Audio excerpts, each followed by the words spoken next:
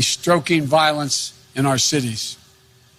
You know, this is a tragic fact of the matter that about his perilous hour, that how he's dealing with this perilous hour in our nation. And now we have to stand against violence in every form it takes. Violence we've seen again and again and again of unwarranted police shooting, excessive force, 7 bullets in the back of Jacob Blake, knee in the neck of George Floyd, killing of Breonna Taylor in her own apartment, violence of extremists and opportunists, right-wing militias, white supremacists, vigilantes, who infiltrate protests carrying weapons of war, hoping to wreak havoc and to derail any hope and support for progress. The senseless violence of looting and burning and destruction of property. I want to make it absolutely clear, something very clear about all of this. Rioting is not protesting. Looting is not protesting. Setting fires is not protesting. None of this is protesting. It's lawlessness, plain and simple. And those who do it should be prosecuted. Violence will not bring change. It will only bring destruction. It's wrong in every way. It divides instead of unites. Destroys businesses, only hurts the working families that serve the community. It makes things worse across the board, not better. No, it's not what Dr. King or John Lewis taught, and it must end. Fires are burning, and we have a president who fans the flames rather than fighting the flames. But we must not burn. We have to build. This president long ago forfeited any moral leadership in this country. He can't stop the violence because for years he's fomented it. He may believe mouthing the words law and order makes him strong, but his failure to call on his own supporters to stop acting as an armed militia in this country shows how weak he is. Does anyone believe there'll be less violence in America if Donald Trump is reelected? We need justice in America. We need safety in America. We're facing multiple crises. Crises under Donald Trump have kept multiplying.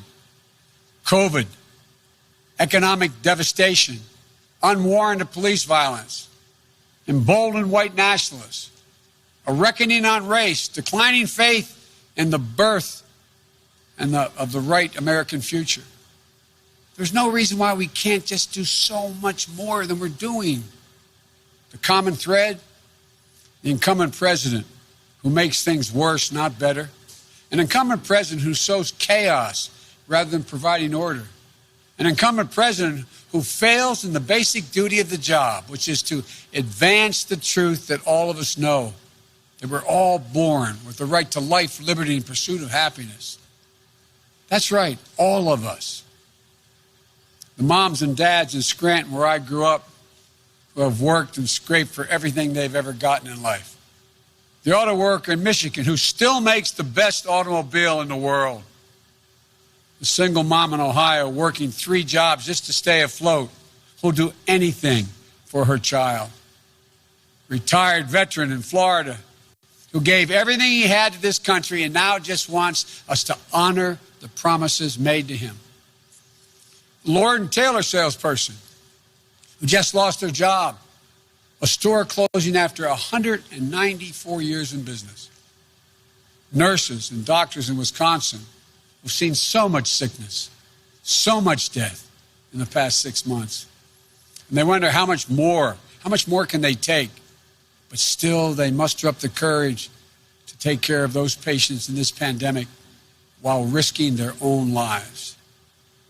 Researchers in Minnesota who woke up this morning determined to find a breakthrough in treating cancer. And will do the same thing tomorrow and the day after and the day after because she'll never give up. White, black, Latino, Asian American, Native Americans, everybody. I'm in this campaign for you, no matter your color, no matter your zip code, no matter your politics. When I think of the presidency, I don't think about myself.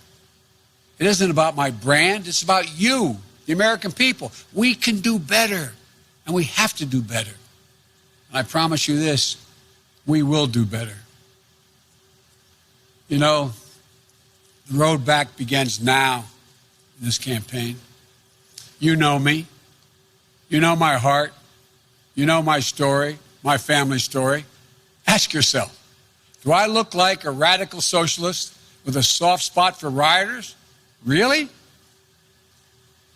I want a safe America, safe from COVID, safe from crime and looting, safe from racially motivated violence, safe from bad cops. Let me be crystal clear. Safe from 4 more years of Donald Trump. I look at this violence and I see lives and communities and the dreams of small businesses being destroyed and the opportunity for real progress on the issues of race and police reform and justice being put to the test. Donald Trump looks at this violence and he sees a political lifeline. Having failed to protect this nation from the virus that has killed more than 180,000 Americans so far, Trump posts an all-caps tweet screaming law and order to save his campaign. One of his closest political advisors in the White House doesn't even bother to speak in code. She just comes out and she says it. Quote, the more chaos, violence, the better it is for Trump's reelection. Just think about that. This is a sitting president of the United States of America. He's supposed to be protecting his country, but instead he's rooting for chaos and violence. The simple truth is, Donald Trump failed to protect America. So now he's trying to scare America. Since Donald Trump and Mike Pence can't run on their record that has seen more American deaths to a virus, this virus, than the nation suffered in every war since Korea combined.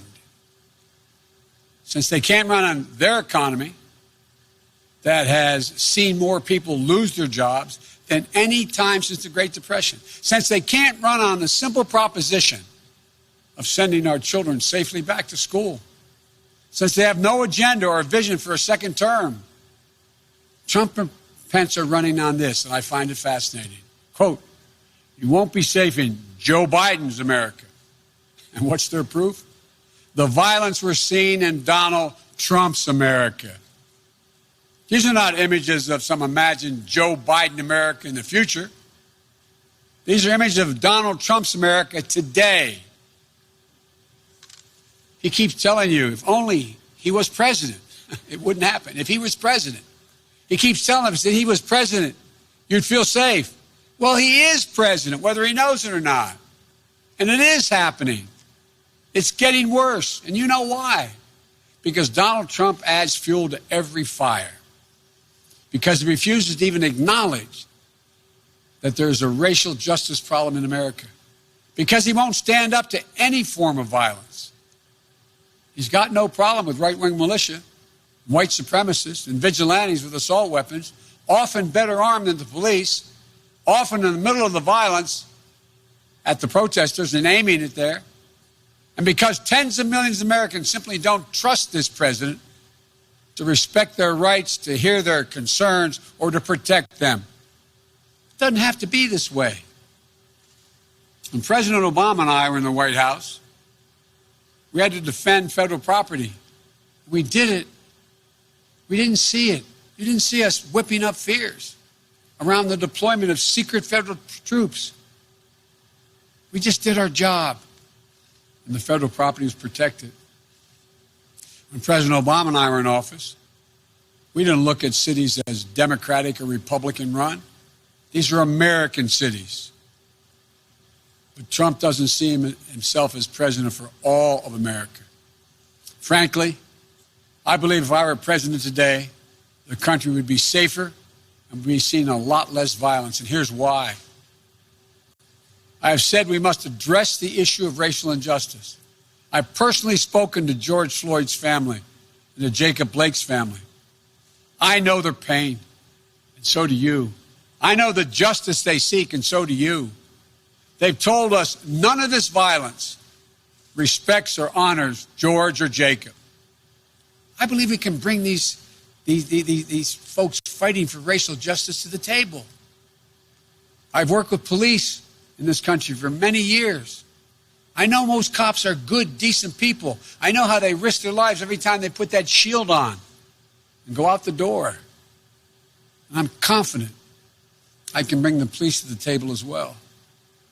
I'd make sure every mayor and governor had the support they needed from the federal government, but I wouldn't be looking to use the United States military against our own people. If I were president, my language would be less divisive. I'd be looking to lower the temperature in this country, not raise it. I'd be looking to unite the nation. But look, if Donald Trump wants to ask the question, who will keep you safer as president? Let's answer that question. First, some simple facts. When I was vice president, violent crime fell 15% in this country. We did it without chaos and disorder. And yes, we did it with Democratic mayors in most of the major cities in this country. The murder rate now is up 26% across the nation this year under Donald Trump. Do you really feel safer under Donald Trump? COVID has taken this year, just since the outbreak, has taken more than 100 years. Look, here's the lives. When you think about it, more lives this year than any other year for the past 100 years. More than 180,000 lives in just 6 months. An average of 1,000 people dying every day in the month of August. Do you really feel safer under Donald Trump? Mr. Trump, you want to talk about fear? Do you know what people are afraid of in America? They're afraid they're going to get COVID. They're afraid they're going to get sick and die. And that is in no small part because of you. We're now on track to more than 200,000 deaths in this country due to COVID. More than 100,000 seniors have lost their lives to the virus. More cops have died from COVID this year than have been killed on patrol. Nearly 1 in 6 small businesses is closed in this country today. Do you really feel safer under Trump? What about Trump's plan to destroy the Affordable Care Act? And with it, the protections for pre-existing conditions that impacts more than 100 million Americans. Does that make you feel safer? Or how about Trump's plan to defund Social Security? The Social Security Administration's chief actuary just released a report saying that if a plan like the one Trump is proposing goes into effect, the Social Security Trust Fund would be, and I quote, permanently depleted by the middle of calendar year 2023 with no ability to pay benefits thereafter. Put it plainly, Trump's plan would wipe out Social Security, period. You feel safer and more secure now? The fear that reigns under this president doesn't stop at our shores. The Kremlin has put bounties on the heads of American soldiers. And instead of telling Vladimir Putin that there'll be no putting up with this, that there'll be a heavy price to pay if they dare touch an American soldier, this president doesn't even bring up the subject in his multiple phone calls with Putin. Been reported that Russian forces just attacked American troops in Syria, injuring our service members. Did you hear the president say a single word? Did he lift one finger? Never before has an American president played such a subservient role to a Russian leader. It's not only dangerous, it's humiliating and embarrassing for the rest of the world to see. It weakens us. Not even American troops can feel safer under Trump. Donald Trump's role as a bystander in his own presidency extends to the economic plan and pain. The plan he doesn't have and the pain being felt by millions of Americans. He said this week, and I quote, "You better vote for me or you're going to have the greatest depression you've ever seen." Does he not understand and see the tens of millions of people who've had to file for unemployment this year so far? The people who won't be able to make next month's rent payment? The people who lost wages while the cost of groceries have gone up dramatically? President Obama and I stopped the Depression in 2009. We took a bad economy that was falling and turned it around. Trump took a good economy and drove it back into the ditch. Through his failure to get COVID under control, his failure to pull together the leaders in Congress, his failure to deliver real relief to working people, has made our country's economic situation so much worse than it had to be. When we talk about safety and security, we should talk about basic security of being able to look your child in the eye and tell them everything's going to be okay. Don't worry, honey, we're not going to lose our home. We're going to be able to put food on the table. It's going to be okay. It's the job of the president. I've laid out an agenda for economic recovery that will restore a sense of security for working families. We won't just build things back the way they were before. We're going to build them back better with good-paying jobs, building our nation's roads, bridges, solar arrays, windmills, with investments in our health care and child care workers so they get the pay and dignity they deserve while easing the financial burdens on millions of families. With a clean energy strategy that is a place for the energy workers right here in Western Pennsylvania. I am not banning fracking. Let me say that again. I am not banning fracking, no matter how many times Donald Trump lies about me. This future, the future, that's what this is all about. You know, we hear Donald Trump's self-centered rants and riffs, but the voice of Americans should be heard. The one you should listen to is Julia Jackson, the mother of Jacob Blake. Hers is a voice of courage, character, and wisdom. In looking at the damage that has been done in her city, she said, quote, "The violence and destruction doesn't reflect my son or my family." These are the words of a mom, a mother, whose son had just been shot 7 times in front of his children, badly injured, paralyzed, perhaps permanently. And even as she seeks justice for her son, she's pleading for an end to the violence and for this nation to heal. She said she was praying for her son. Then she said something to me that surprised me. She said she was praying for all police officers. She said she was already been praying for America even before her son was shot. She's publicly asked all of us to examine our hearts. Citizens, elected officials, the police, all of us. And then she said this, quote, "We need healing. More than anything, that's what we need to do as a nation. We need to heal. The current president wants you to live in fear. He advertises himself as a figure of order. He isn't. And he's not been part of the solution thus far. He's part of the problem. The problem that I, as president, will give you my all resolve to stop. I'll deal with the virus. I'll deal with the economic crisis. And I'll work to bring equality and opportunity to everyone. We've arrived at a moment in this campaign we all knew, including the press in front of me, knew we'd get to. The moment when Donald Trump would be so desperate he'd do anything to hold on to power. Donald Trump has been a toxic presence in our nation for 4 years, poisoning how we talk to one another, poisoning how we treat one another, poisoning the values this nation has always held dear, poisoning our very democracy. Now, in just a little over 60 days, we have a decision to make. Will we rid ourselves of this toxin? Or will we make a permanent part, we make it a permanent part of our nation's character?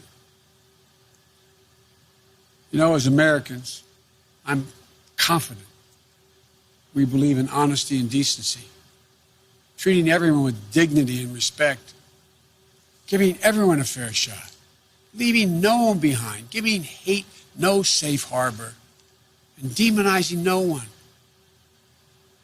We up to now always recognize there's something bigger than ourselves as we're about. Trump doesn't seem to believe in any of that. Look, I've said it before and I'll keep saying it. America's an idea. It's the most powerful idea in the history of the world. And I believe it beats in the hearts of the people of this country. All men and women are created equal. And they deserve to be treated equally. Trump has sought to remake this nation in his image. Selfish, angry, dark, and divisive. This is not who we are. At her best, America has always been, and if I have anything to do with it, will be again generous, confident, an optimistic nation, full of hope and resolve. Donald Trump is determined to instill fear in America. That's what his entire campaign for the presidency has come down to, fear. But I believe Americans are stronger than that. I believe we'll be guided by the words of Pope John Paul II, words drawn from the Scriptures. Be not afraid. Be not afraid. Fear never builds the future, but hope does. And building the future is what America does, what we've always done. In fact, it's what we have done best and continue to do best. This is the United States of America. There's not a single thing beyond our capacity when we decide to do it together. So let's get together. I want to thank you all. May God bless you, and may God protect our troops.